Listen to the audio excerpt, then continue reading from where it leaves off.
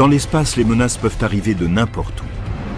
Il peut s'agir de météorites venus de l'espace lointain, d'explosions solaires invisibles mais mortelles, d'éboulements survenus dans d'autres mondes au-dessus de la surface, et de séismes martiens survenus en dessous. L'espace extérieur est le dernier endroit où un être humain peut avoir envie d'être. Pourquoi un incendie est-il plus dangereux lorsqu'on est en orbite que sur Terre? Qu'arrive-t-il lorsqu'on est exposé aux conditions extrêmes de l'espace extérieur? La salive, le sang passent de l'état liquide à l'état gazeux. Attachez vos ceintures et préparez-vous à découvrir les catastrophes spatiales.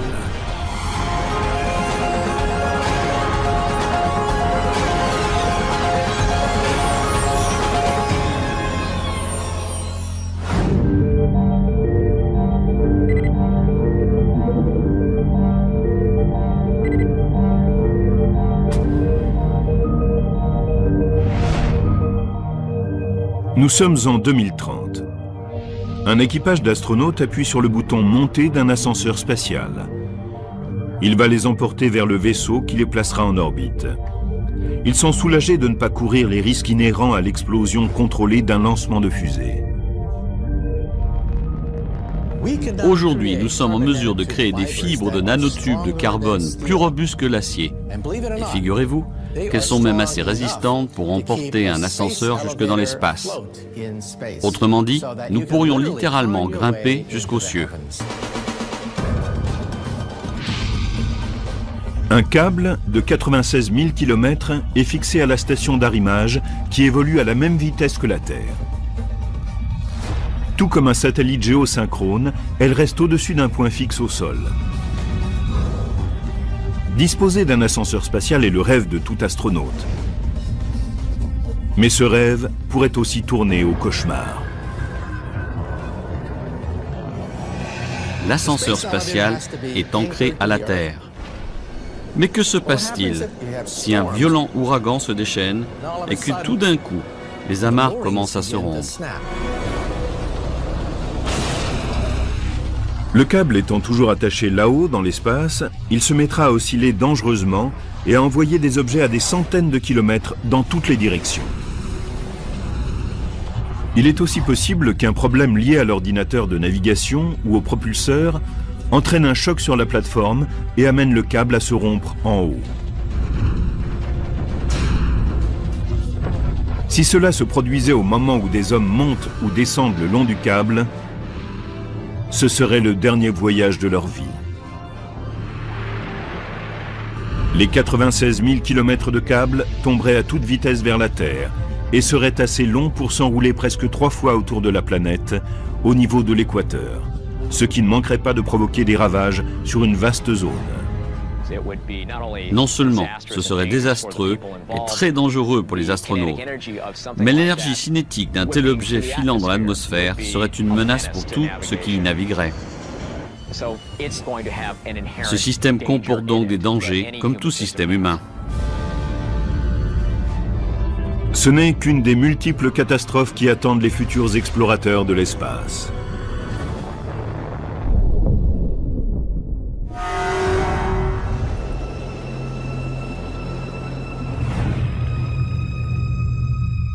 Vivre là-haut, c'est aussi courir de graves dangers.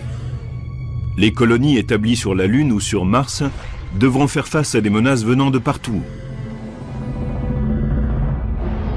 En particulier d'en haut. De brusques éruptions solaires peuvent s'avérer mortelles.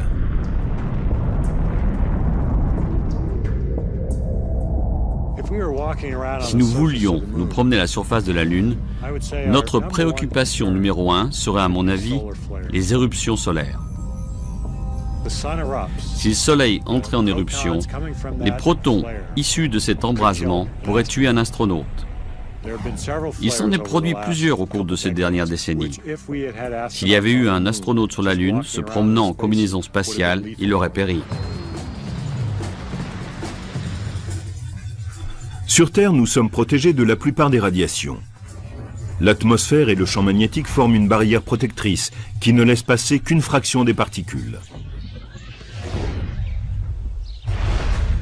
Sur la Lune et sur Mars, vous êtes en première ligne. La Lune n'a ni atmosphère, ni champ magnétique. Mars possède une atmosphère très mince et un champ magnétique beaucoup plus faible.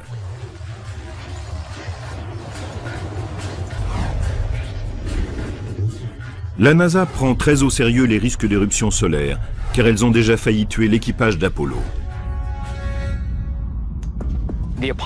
Les équipes d'alunissage d'Apollo ont eu de la chance.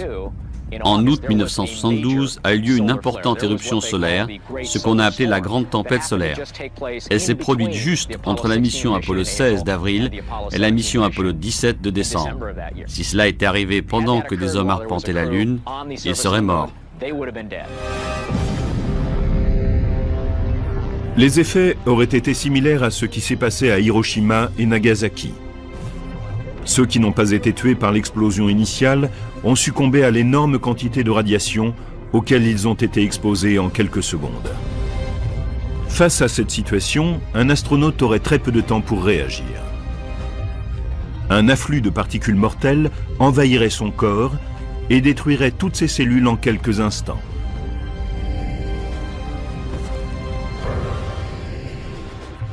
Il est évident que les colons de l'espace devront être constamment en alerte.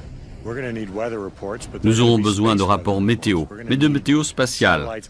Nous aurons besoin de satellites qui surveilleront le Soleil et nous préviendront à l'avance des éruptions solaires. La lumière solaire ne prend que 8 minutes pour atteindre la Lune.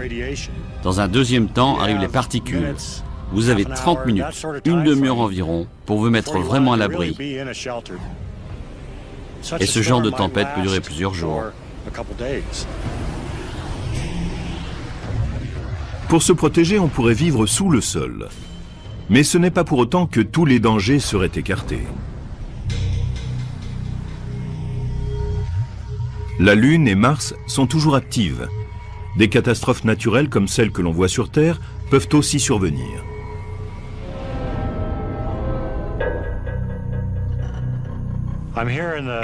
Je suis ici dans le désert de Mojave, dans une cavité créée par le flux de lave sous 1,50 m à 1,80 m de roche. Être sous le sol peut être une solution pour habiter sur la Lune ou Mars. À la surface des deux objets, il y a des radiations solaires, des radiations cosmiques. Sur Mars, il y a des tempêtes de poussière. Si nous sommes sous le sol, nous sommes à l'abri de ces dangers, mais il en existe d'autres. Imaginez que vous soyez dans cette cavité lorsque survient un tremblement de terre. Les roches s'écrouleraient et vous écraseraient. Un séisme lunaire ou martien pourrait aussi menacer une colonie souterraine. Sur la Lune et sur Mars, il n'y a pas de plaques tectoniques comme celles qui sont à l'origine de la plupart des tremblements de terre et des éruptions volcaniques. Et on n'y trouve aucun signe d'activité volcanique. Mais elles ont en leur centre des noyaux où règnent de fortes températures. Et c'est quand la pression qu'elles génèrent se dirige vers la surface que la secousse commence. De plus, les séismes sont souvent accompagnés d'autres catastrophes. Nous avons observé sur Mars tout récemment un glissement de terrain. Il a été capté par des appareils placés en orbite. Donc nous savons que cela peut arriver. Mais c'est difficile à prévoir. Nous pourrions établir notre base à un endroit qui nous semblerait parfaitement sûr et quelques années plus tard nous rendre compte qu'il y a un risque de tremblement de terre. Les spécialistes ne connaissent toujours pas avec certitude l'origine du glissement de terrain qui s'est produit en 2008 sur Mars, au pôle Nord. C'est une zone glacée et les chercheurs pensent que la majeure partie du matériau qui a glissé était de la glace. C'est exactement le type d'endroit où l'on pourrait établir une colonie, dans l'idée de transformer la glace en eau potable.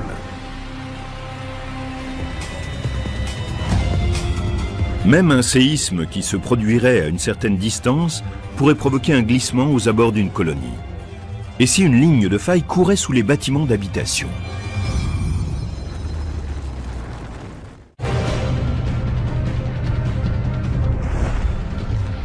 Dans le futur, les colons de l'espace, que ce soit sur la Lune ou sur Mars, devront tenir compte d'une foule de menaces, parmi lesquelles des catastrophes naturelles comme les séismes, lunaires ou martiens.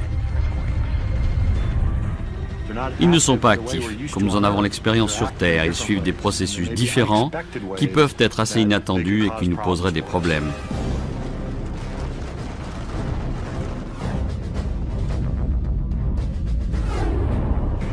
Comme notre connaissance de ces autres mondes se limite à leur surface, il est possible que dans le futur nous établissions une base au-dessus d'une ligne de faille sans nous en rendre compte. Et comme le poids est toujours un élément déterminant quand il faut transporter des matériaux dans l'espace, les bâtiments légers que nous aurions à notre disposition pourraient s'avérer bien vulnérables, en particulier la paroi extérieure. S'il arrive quelque chose à cette paroi protectrice, il y aura très vite un problème car les gaz s'échapperont de l'habitation. Il faut disposer d'une procédure efficace qui permette de revêtir rapidement une combinaison spatiale et de survivre à ce type de décompression. La mort ne serait pas instantanée si l'oxygène et la pression atmosphérique à l'intérieur de la colonie s'échappaient brusquement. Sur Mars, il y a une mince atmosphère, bien qu'elle ne soit pas respirable, puisqu'elle se compose essentiellement de dioxyde de carbone. Sur la Lune ne règne que le vide spatial. Mais il vous reste quand même une chance. Nous le savons après avoir étudié les accidents dans des chambres à vide. On peut survivre si l'on n'est exposé qu'une minute au vide spatial. Mais si vous y restez plus longtemps, vous n'avez pas assez d'oxygène et vous vous retrouvez en hypoxie. L'azote contenu dans le sang et dans les tissus a tendance à désaturer et libère des bulles d'azote dans le sang. C'est le phénomène de décompression que connaissent les plongeurs et qui conduit à de graves accidents. D'autre part, si vous retenez votre respiration, vous pouvez avoir un œdème pulmonaire. Vos poumons se rompent, un caillot se forme dans le sang, c'est l'embolie. De multiples facteurs peuvent donc provoquer la mort lorsqu'on est exposé au vide spatial.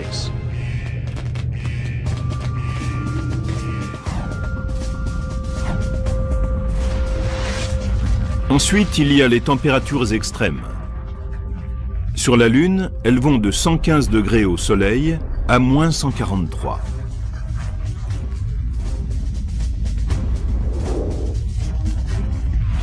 Mars aussi peut être froide, mais on peut avoir la chance de connaître une journée d'été à 21 degrés. Cela dit, sans atmosphère respirable, ce serait une très mauvaise idée de sortir sans combinaison spatiale.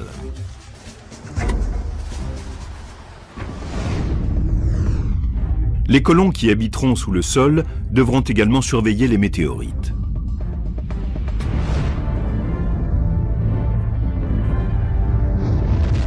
Les cratères sur la Lune témoignent du fait qu'elle est une cible facile.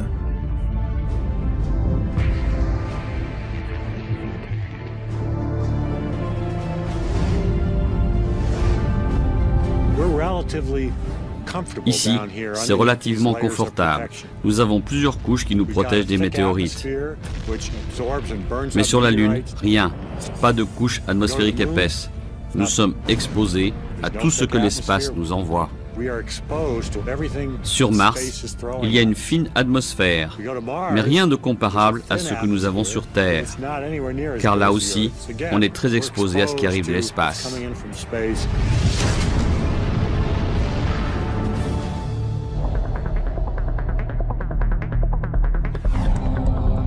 Sur Mars, des météorites plus petites, des grains de poussière pas plus gros que quelques centimètres, connus sous le nom de micrométéorites, frapperont sans prévenir. Si un astronaute se promène à la surface de Mars et qu'un projectile de la taille d'un grain de sable vienne heurter sa combinaison spatiale, cela peut être un vrai problème. Il va y avoir une baisse de pression dans la combinaison et cela peut entraîner la mort. Cela pourrait très bien arriver quand nous avons une foule de gens effectuant des tas de travaux dans d'autres mondes que le nôtre. C'est un événement rare, mais qui peut se révéler fatal. Les micrométéorites pourraient aussi percer un trou dans le mur d'un bâtiment. Comme les stations spatiales, les colonies seront probablement constituées d'un assemblage de sections ou de modules. Et tout comme les équipages ont été amenés à condamner dans l'urgence des sections d'une station spatiale, les colons devront faire de même.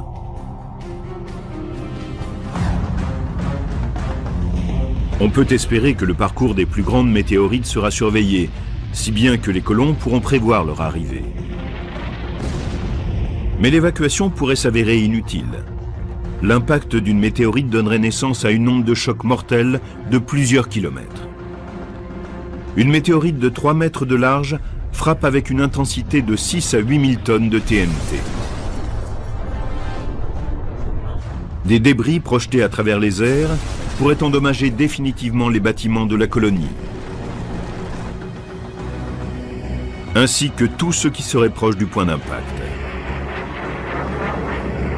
Il ne resterait alors aucun vestige de la présence des colons.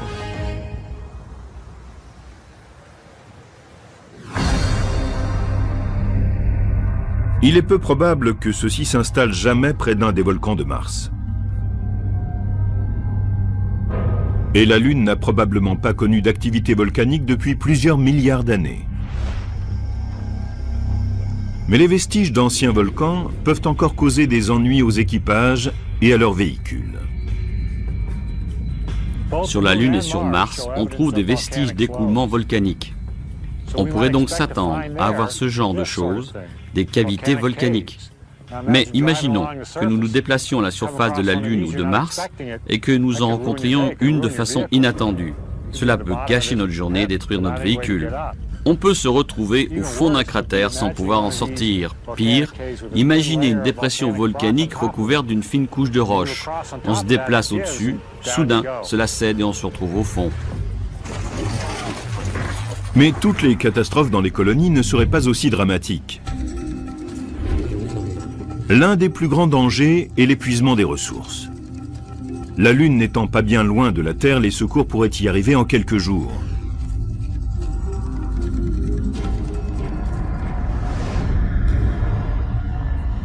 Avec Mars, il faut compter plusieurs mois. Tout dépend de l'alignement des planètes. Sur Mars, si quelque chose va de travers, ou que vous perdiez une partie de vos provisions, il peut falloir 2 ou 3 ans pour qu'arrivent de nouvelles cargaisons. Au départ, vous pensez avoir prévu assez pour durer un certain temps.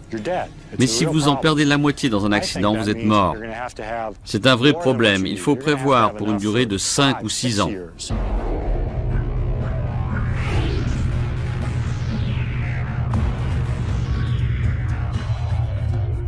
La vie dans un espace plus restreint que d'habitude, dans les stations ou les navettes spatiales, nous en a déjà beaucoup appris sur les dangers de l'espace.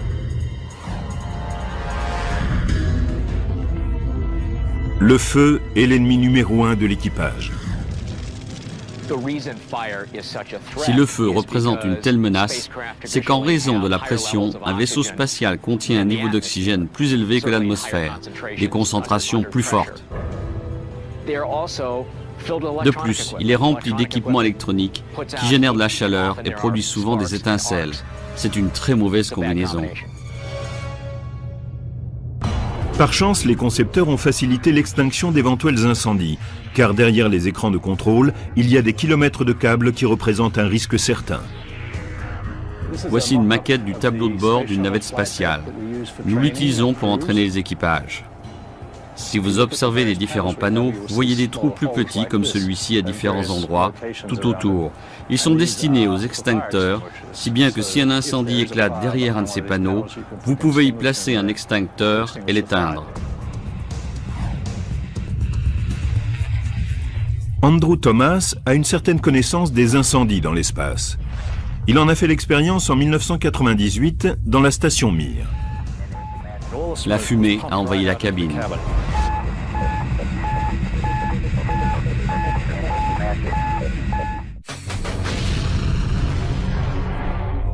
Les équipages filent à toute vitesse dans l'espace, dans leur vaisseau hermétiquement fermé, et tentent désespérément de maintenir à l'intérieur une atmosphère semblable à celle de la Terre. Ici, le feu est un des risques les plus importants. En 1998, l'astronaute de la NASA Andrew Thomas est à bord de la station Mir avec 2 cosmonautes russes. Soudain, un incendie éclate, alors qu'on nettoie un épurateur d'air, c'est-à-dire un filtre destiné à supprimer de l'environnement de l'équipage spatial le dioxyde de carbone expiré et les autres produits toxiques. La fumée a envahi la cabine et d'un seul coup, il y a eu une épaisse fumée dans une partie de la station.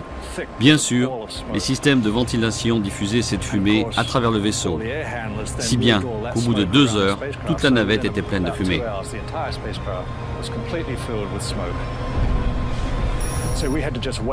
Il n'y avait rien d'autre à faire que d'attendre que la ventilation l'évacue. Il a fallu environ 2 jours. Nous avons tous manifesté des symptômes liés à la toxicité de cet environnement. Quand il y a un tel niveau de monoxyde de carbone, vous avez la nausée, des maux de tête, l'esprit confus à cause d'un manque d'oxygène. C'est une sensation très désagréable. Si les incendies sont si dangereux dans l'espace, c'est qu'on ne peut pas ouvrir la fenêtre ou appeler les pompiers. Le feu se comporte différemment dans un vaisseau spatial où règne la pesanteur. Nous voyons ici la flamme d'une bougie. En bas, il y a une bougie avec une gravité normale. Comme vous le voyez, la flamme s'allonge vers le haut parce que les gaz chauds sont poussés vers le haut autour de la flamme.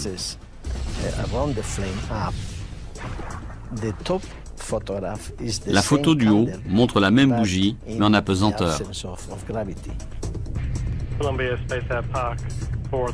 Navette Columbia. Initialisation dans 15 secondes. Les gaz chauds ne montent pas vers le haut et vous avez une flamme sphérique. Il y a une flamme dans le compartiment numéro 2. Donc, dans l'espace, il ne sert à rien de placer un détecteur de fumée au plafond comme on le fait sur Terre. Ici, les détecteurs sont placés près de petits aspirateurs qui attirent l'air, la fumée ou d'autres substances toxiques vers eux. Pour mieux comprendre les dangers d'un incendie dans l'espace, l'équipe du professeur Fernandez Pello poursuit des expériences au laboratoire de combustion de l'Université de Californie et dans l'avion de transport militaire KC-135. Ils produisent de brèves explosions en apesanteur. En théorie, les incendies en apesanteur devraient être moins intenses, dans la mesure où les gaz chauds ne montent pas, ce qui veut dire que l'air n'est pas attiré vers le bas et ne peut alimenter les flammes. Mais on a découvert que la réalité à l'intérieur d'un vaisseau spatial était plus dangereuse. Les systèmes d'air conditionné créent de petits courants d'air. Ces courants apportent de l'air frais qui alimente ici l'incendie. En même temps, le modeste débit d'air et l'apesanteur n'évacuent pas la chaleur aussi vite que sur Terre. Quel est le résultat? Ce type d'incendie est plus chaud et plus dangereux que dans un environnement où la gravité est normale. Et le feu semble être une menace encore plus grave dans le nouveau vaisseau spatial Ares Orion qui a été conçu pour remplacer la navette. Ils ont décidé de réduire la pression et d'accroître l'oxygène. En faisant cela, ils réduisent le temps de préparation nécessaire aux astronautes pour aller de l'intérieur vers l'extérieur du véhicule. Ce que nous faisons, c'est que nous testons les matériaux dans l'environnement envisagé. Nous avons découvert que les éléments choisis pour la prochaine génération de véhicules brûlaient 20% plus vite qu'ils le feraient dans un environnement normal.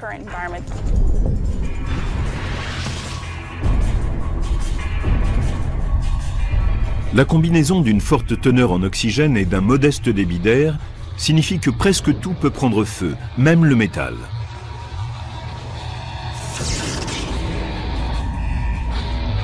Dans le pire des cas, l'équipage d'une station spatiale serait incapable d'éteindre rapidement un incendie. Il grandirait trop vite pour qu'on puisse l'isoler dans un module. Même si les astronautes mettaient leur masque à oxygène, la chaleur des flammes les tuerait vraisemblablement. Et si d'une manière ou d'une autre, ils parvenaient à survivre aux flammes, le système de filtrage serait complètement dépassé et ils finiraient par mourir en inhalant les fumées toxiques. La meilleure chance de survie face à un incendie incontrôlable est d'abandonner le vaisseau et de se réfugier dans la capsule de rentrée dans l'atmosphère s'il y en a une de disponible. C'est ce qui a sauvé l'équipage d'Apollo 13. 11 avril 1970. 3 hommes s'envolent vers l'espace. 2 jours plus tard, au cours de leur trajet vers la Lune, un réservoir d'oxygène explose soudain. La déflagration provoque une perte importante d'oxygène et endommage le système électrique du module en service. L'équipage est obligé de vivre dans l'espace restreint du module lunaire. Apollo 13 est le cas classique d'un problème qui ne se termine pas par la mort des hommes. Il est survenu au bon moment, quand ils étaient en route vers la Lune. Ainsi ont-ils pu utiliser le module lunaire comme un bateau de sauvetage et revenir sur Terre. Si le même problème était arrivé après l'alunissage, au moment où Lowell, Swigert et Hayes étaient sur le chemin du retour, ils n'auraient rien pu faire. Il existe un risque d'incendie particulièrement important à l'intérieur des combinaisons spatiales. Pendant les promenades dans l'espace, connues sous le nom d'activité extravéhiculaire ou EVA, la combinaison spatiale doit être maintenue à basse pression. Pour demeurer souple, il faut travailler dans une pression moindre que celle qui règne normalement sur Terre. Si vous aviez une combinaison qui était à la même pression que celle que nous connaissons sur Terre, vous ressembleriez à un ballon et vous ne pourriez pas bouger. Avec une pression basse, comme celle que rencontre un grimpeur dans l'atmosphère raréfiée de l'Everest, les astronautes ont besoin de respirer de l'oxygène pur, qui est très inflammable.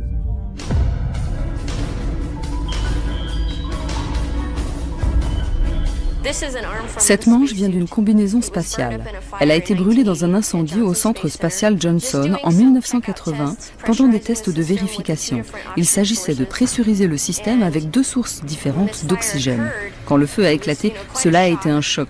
Les hommes étaient là, tout proches, et l'un d'entre eux devait enfiler la combinaison le lendemain pour un test. Cet incendie aurait pu lui être fatal. Même dans cet état, cette combinaison vaut à elle seule 3,1 millions de dollars. Et la NASA a déboursé 20 millions de dollars après cet incendie, simplement pour concevoir une nouvelle combinaison. L'activité extravéhiculaire est dangereuse pour de nombreuses autres raisons.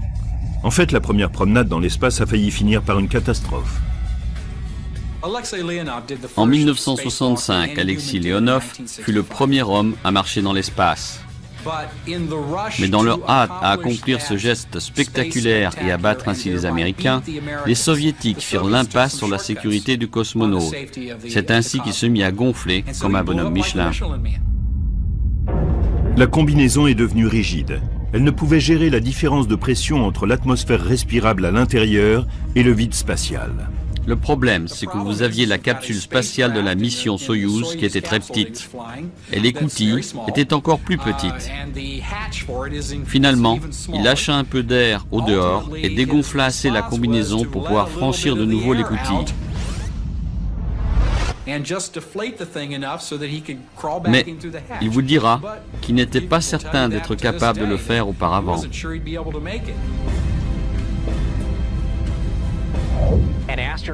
Un astronaute qui, comme Leonov, doit lâcher la pression afin de pouvoir bouger dans sa combinaison est dans la même situation qu'un plongeur qui remonte trop vite des profondeurs. Des bulles d'azote se forment dans son sang et non seulement c'est douloureux, mais cela peut être mortel. Et pendant les activités extravéhiculaires, une simple longe non sécurisée ou un micropropulseur d'urgence défaillant peut aussi provoquer une catastrophe. Être à l'extérieur du vaisseau spatial, se promener dans l'espace, est ce qu'il y a de plus dangereux pour un astronaute en orbite. Un faux mouvement peut être mortel, surtout s'il vous éloigne du vaisseau. Il y a eu un exemple sur une station spatiale russe. Un des membres de l'équipage n'était pas attaché. Il se trouvait dans la zone de SAS, regardait un de ses camarades quand il a commencé à dériver lentement. L'autre cosmonaute l'a vu et l'a rattrapé. Une personne qui n'est pas attachée et qui n'a pas de système de propulsion pour faire marche arrière se retrouverait dans une situation très grave. Il serait perdu dans l'immensité. Mais le système de propulsion peut tomber en panne ou avoir épuisé son carburant avant que l'astronaute soit en sécurité.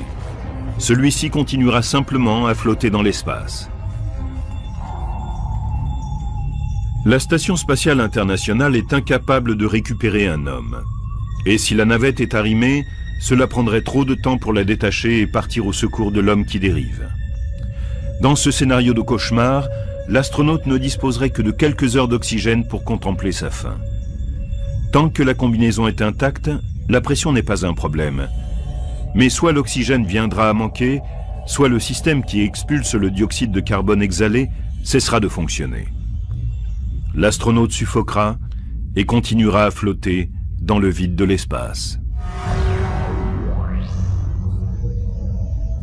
Les micrométéorites susceptibles de dévaster les colonies spatiales peuvent aussi exercer une menace mortelle sur les sorties dans l'espace et sur le vaisseau lui-même.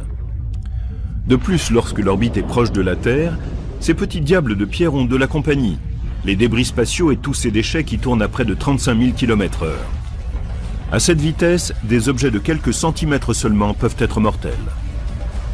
Une micrométéorite traversant l'espace est comme une balle de golf traversant les airs.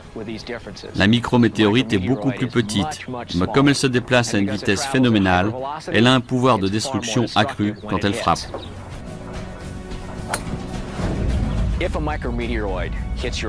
Si l'une d'entre elles atteint votre combinaison spatiale, elle la troue. Vous ne pouvez pas la réparer, à moins d'avoir un ami astronaute près de vous. Vous êtes donc promis à la mort. Votre air va commencer à s'échapper assez rapidement, il va vous manquer, votre sang va se mettre à bouillir. Voilà ce qui se passera. Qu'est-ce qui fait bouillir le sang? Dans l'espace, si le sang entre en ébullition, cela n'a rien à voir avec la chaleur. C'est à cause du manque soudain de pression atmosphérique. Il est impropre de dire que le sang bout. Les liquides de votre corps passent de l'état liquide à l'état gazeux. On a raconté beaucoup d'histoires sur ce qui arrive à une personne non protégée dans l'espace extérieur. Voici exactement ce qui se passe.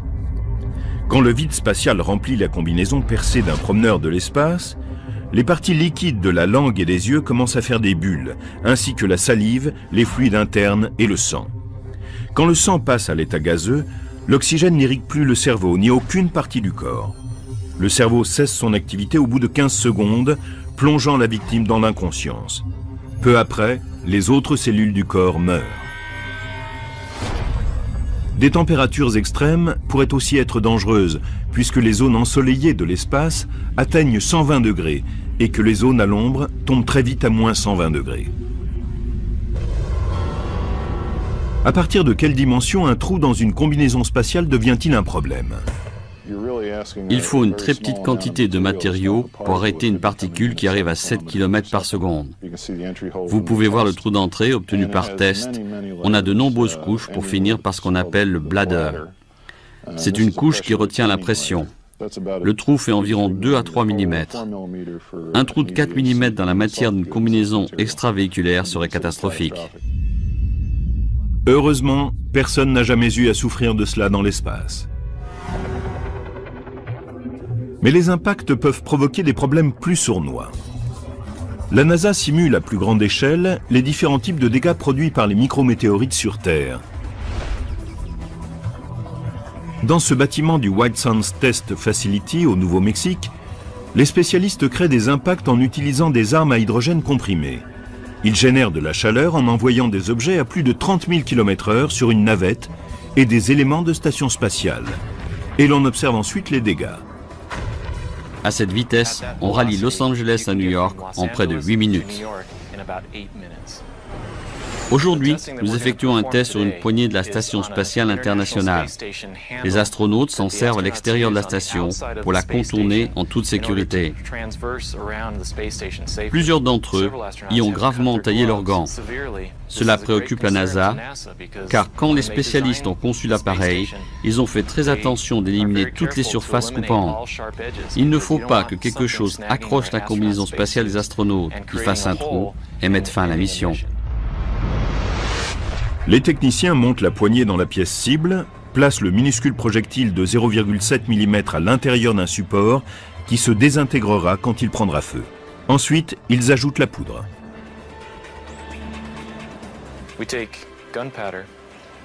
Nous prenons la poudre et actionnons un piston qui comprime l'hydrogène jusqu'à 70 kg par mètre carré.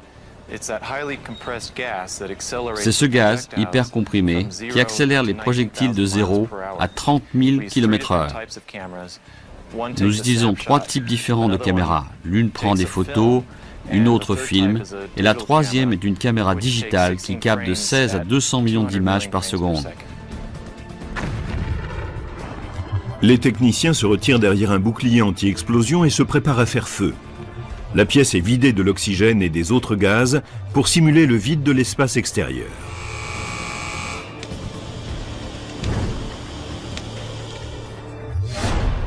Et voici le moment de vérité. Quels dégâts a provoqué ce pseudo-micrométéorite?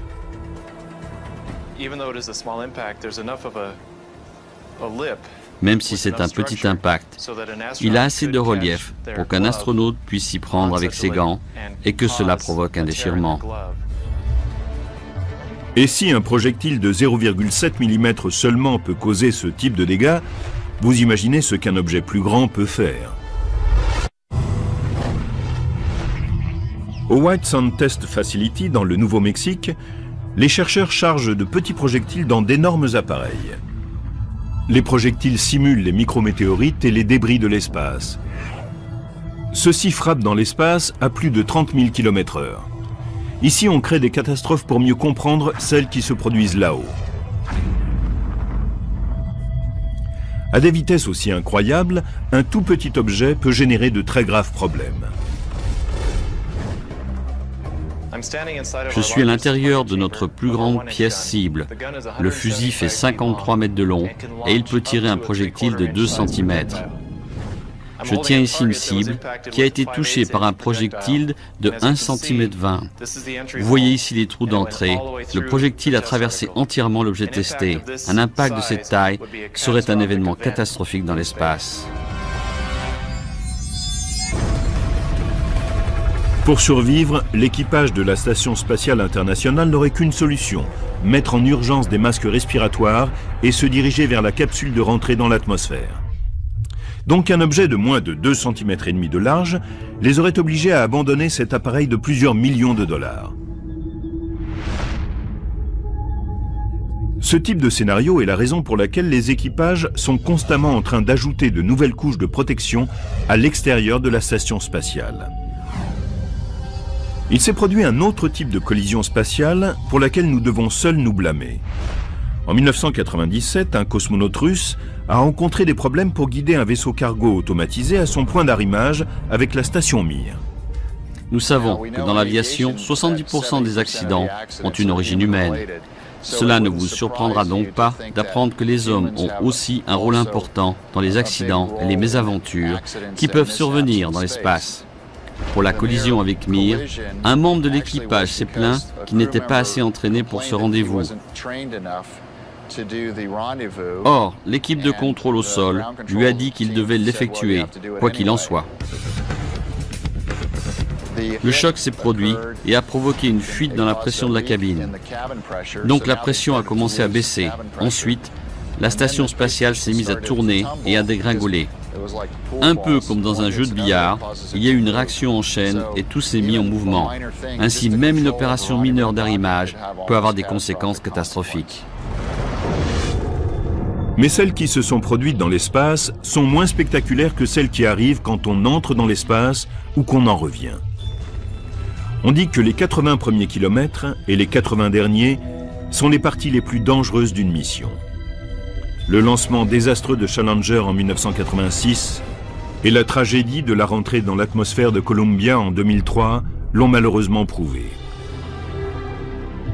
Mais si nous allons un jour au-delà du système solaire, nous aurons besoin de développer notre technologie actuelle en matière de fusée. Une possibilité à la fois excitante et terrifiante est ce qu'on appelle l'engin antimatière. À l'intérieur d'accélérateurs de particules, les scientifiques ont créé de minuscules quantités d'antimatière, faites d'atomes qui ont des charges opposées aux atomes normaux. Ainsi, dans l'antimatière, les électrons sont positifs et les protons négatifs. Quand la matière et l'antimatière entrent en contact, elles s'annihilent l'une l'autre, en libérant des quantités phénoménales d'énergie. Les engins antimatière ont un taux de conversion de la matière en énergie de 100%. Il faut savoir que même une bombe atomique a une efficacité d'1% seulement. 1% seulement de la masse d'une bombe atomique est convertie en énergie. Dans un engin antimatière, nous parlons de près de 100% d'une masse convertie en énergie. C'est le système de propulsion qu'il nous faut pour l'avenir. Mais il y a un problème. Une cuillère à thé d'antimatière pourrait nous propulser dans le système solaire. Mais la même cuillère à thé a aussi le pouvoir de détruire toute une ville. Et une fois que le vaisseau spatial est dans l'espace profond, de simples accidents peuvent faire basculer les hommes de la vie à la mort. Quand nous irons jusqu'à Mars et au-delà, et que ces voyages dureront des années, les chances de se retrouver dans l'espace sans ressources augmenteront. Par exemple, que se passe-t-il si au cours d'un vol vers Mars, une micrométéorite frappe un réservoir d'oxygène? Que se passe-t-il si l'on manque d'air respirable? On ne peut rien faire, il ne reste plus qu'à mourir paisiblement. Il y a une autre source de difficulté que beaucoup oublient, en particulier quand les voyages se mesurent en années. Nous oublions que nous avons des compagnons. Nous partons avec d'autres astronautes. Cloîtrés dans cette minuscule capsule, pendant 1 an pour aller sur Mars ou pendant des années pour aller dans l'espace profond, on peut devenir fou ou encore claustrophobe. Il peut arriver que votre voisin vous tape sur les nerfs et que vous ayez envie de l'étrangler au bout d'un moment. Bien que ces incidents n'aient jamais été révélés, on sait que des membres d'équipage ont déjà connu des problèmes aux conséquences dangereuses par le passé. Dans les années 1970, il y a eu l'équipage d'une station spatiale soviétique qui ne s'entendait pas. On pense que les hommes ont fini par en venir aux mains. Les tensions se manifestent surtout durant les missions de longue durée. Quiconque pense le contraire se ment à lui-même. Plus intéressant encore, depuis un atterrissage très hasardeux en 1965, on pense que les cosmonautes russes embarquent des armes à feu par mesure de précaution. Un équipage a atterri dans les forêts sibériennes. Ils y sont restés 3 jours. Ils ont dû se battre contre des loups en attendant qu'on vienne les chercher.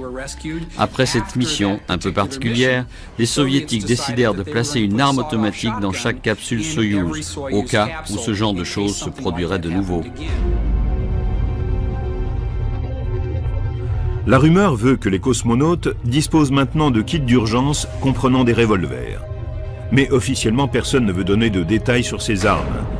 Et le risque d'avoir une arme à bord n'est pas simplement un problème au cas où les esprits s'échaufferaient. On a rapporté le cas d'un expert technique qui s'était envolé avec une navette. Il manquait d'entraînement. Il avait passé toute sa vie à se préparer à cette expérience. Elle a raté et il a parlé de se suicider. L'équipage a essayé de le protéger de lui-même, se protéger elle-même et a surveillé l'écoutille. Et il ne s'est pas tué. Même des leçons ont été tirées de ces voyages spatiaux. Une chose est claire, rien ne peut entièrement prévenir de futures catastrophes. Si nous continuons à envoyer des hommes dans l'espace, nous devons accepter le risque, car c'est en effet une activité très dangereuse. Mais nous devons aussi gérer ce risque, et cela requiert de bons techniciens et de bons dirigeants. Si l'on est certain qu'il se produira d'autres incidents, une autre chose est certaine quand on parle d'envoyer dans l'espace des vaisseaux habités.